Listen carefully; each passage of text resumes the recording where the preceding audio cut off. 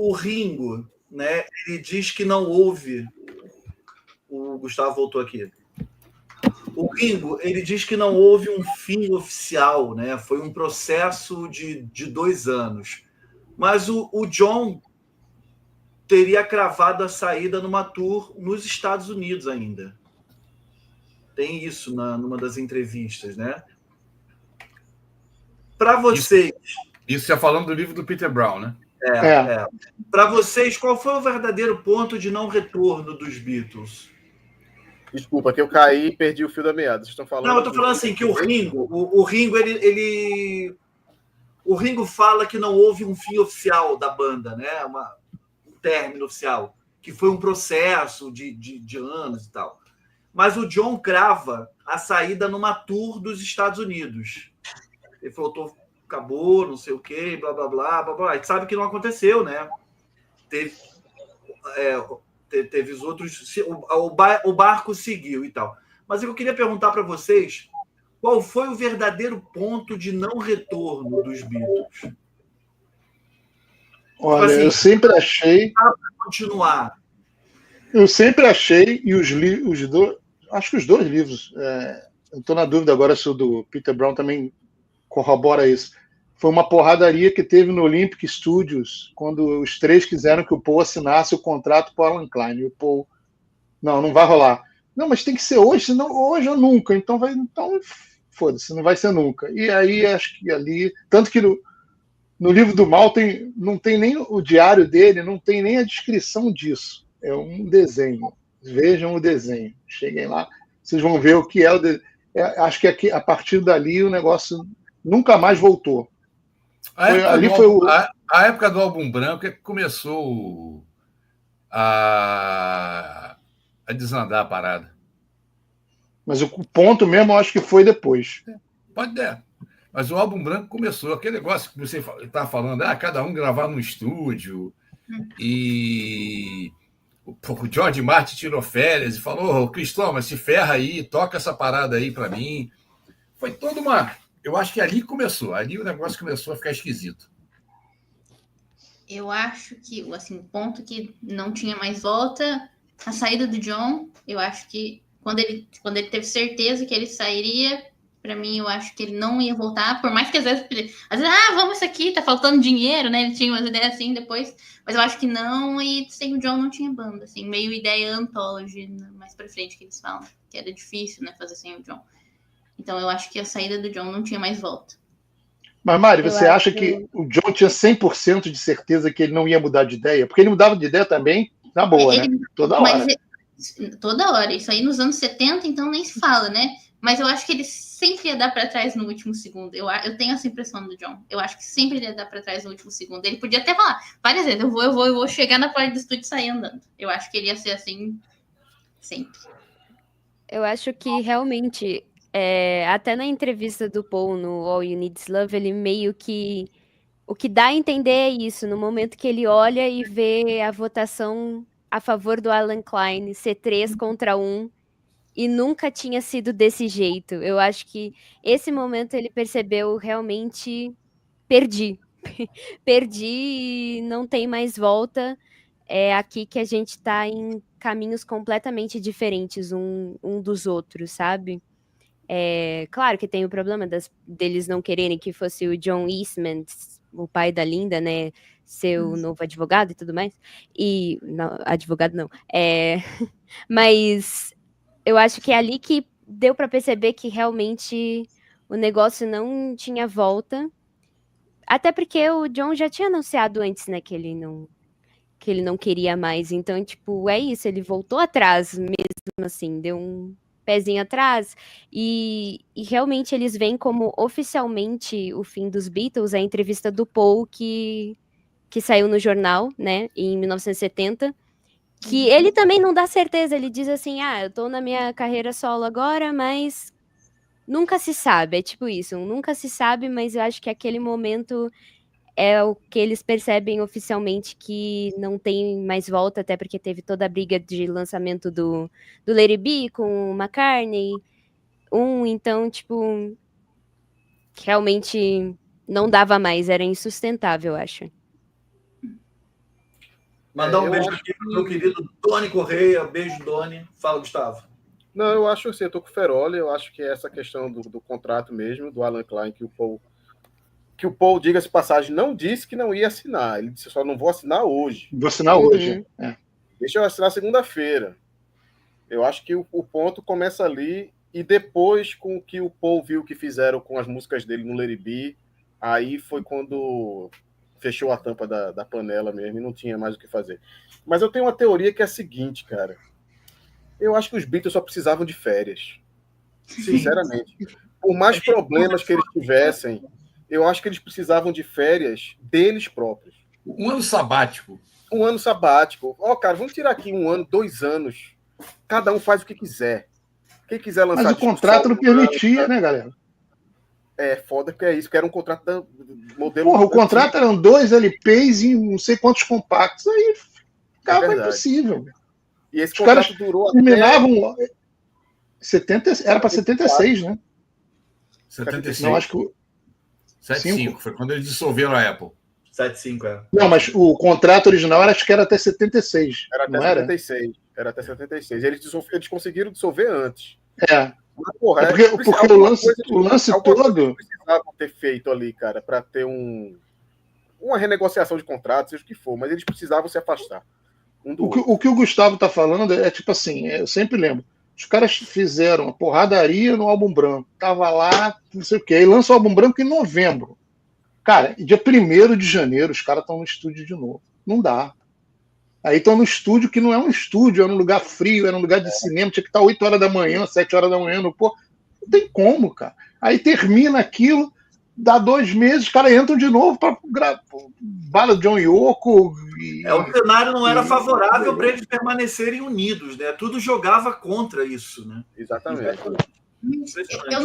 Eu não sei. Meu receio é sempre o John. Eu acho, ele já relatava, isso ele relatou depois, mas ele relatou que toda vez que eles se separavam, até quando ele foi gravar o filme, né, em 66, que ele sentiu uma perda de conexão, mesmo quando eles ficavam poucos meses separados.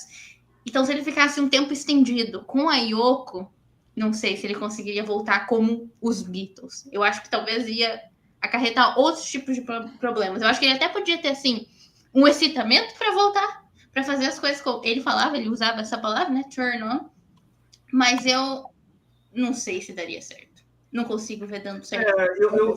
Eu quero acreditar que sim, que eu acho que umas férias teria evitado o rompimento definitivo. Quero isso. Eu acho que o John ia querer botar a Yoko no meio, sinceramente, de tipo Mais assim, ainda. eu só volto se a Yoko fizer parte da banda. Tipo, algo assim, bem louco, de tipo, só...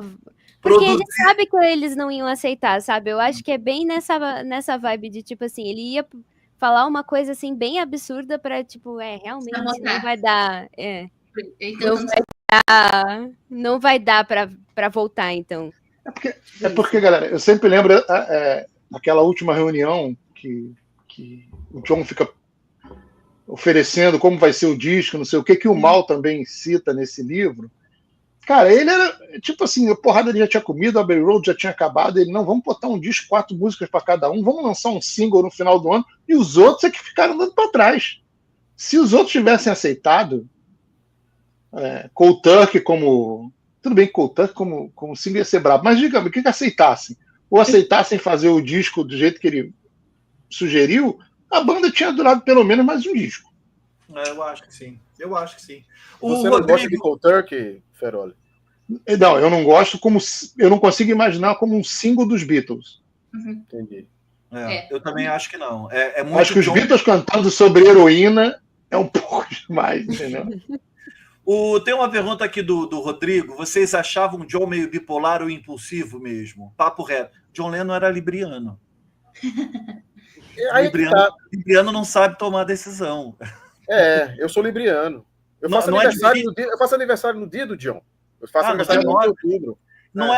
Não é um problema para quem...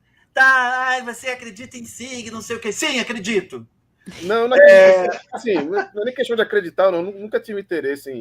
mas eu acho legal. Quem não gosta, dane-se.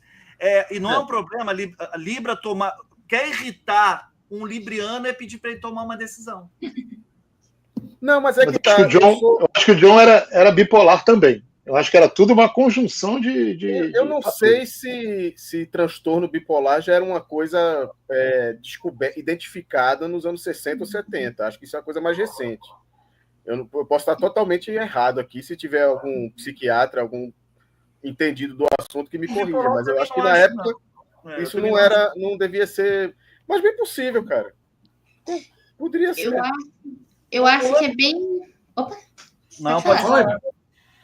Eu acho que é bem possível, sim, bipolar, até borderline, às vezes até os dois, mas a gente não tem como fechar nenhum tipo de diagnóstico que a gente entende hoje em dia, porque a gente precisaria da presença ativa do John. Eu sei que muitos biógrafos acabam diagnosticando, até a Marilyn Monroe já foi diagnosticada com bipolaridade pós-morte, né? Enfim, isso eu não acredito que dá para fazer com o John, mas eu acho que é provável, sim. Eu acho que, principalmente, as fases depressivas dele são bem significativas relacionadas a transtornos. Então, eu acho que é provável, mas fechar diagnóstico não tem como.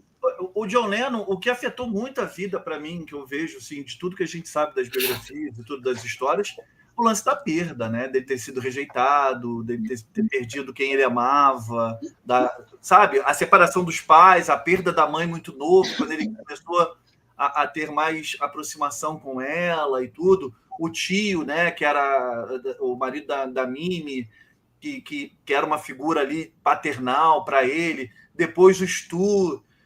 Porra, sabe? Depois o Brian. Ele era de muito. Fala. Desculpe. Não, pode falar.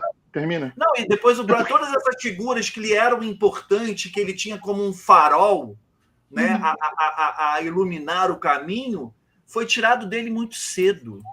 Né, por causa disso. Ele tinha uma parada que, assim, ele quando ficava depressivo, ele ficava muito depressivo. Quando ele entrava de cabeça numa coisa, ele era sempre muito. Então, ele ficava muito no negócio de política. Depois, ele ficou muito bebida. Depois, ele não tinha um meio termo. Depois, ele ficou totalmente recluso, cuidando do filho. Era tudo over. Tudo dele era over. Por isso que eu acho que era tudo uma mistura de fatores aí. Os transtornos, a maioria vem dessas perdas. O borderline, por exemplo, vem de um trauma muito grande. Então, é bem provável. Você pode ver que com o fim das turnês é onde ele fica, teoricamente, mais depressivo dos Beatles e acaba cedendo o protagonismo para o Paul. Porque aquela fase, eu acho que pós...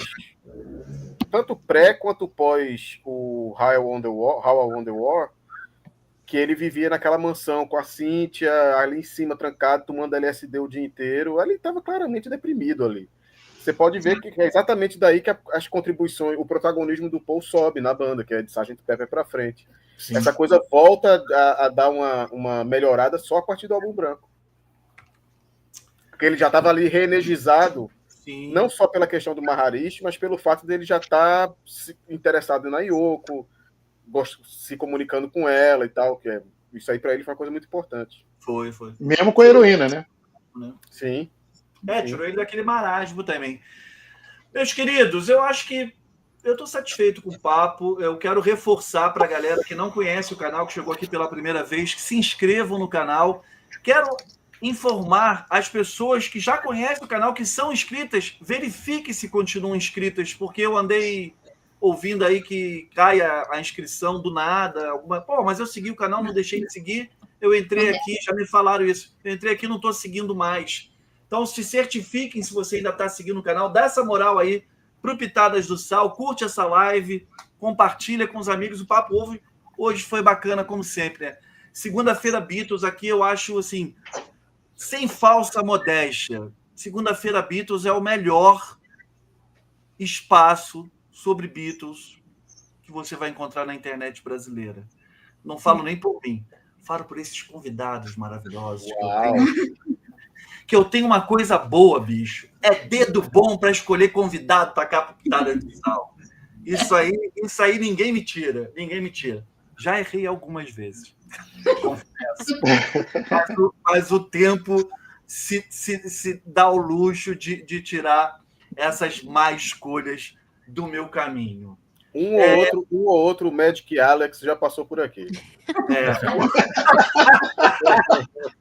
Verdade, verdade.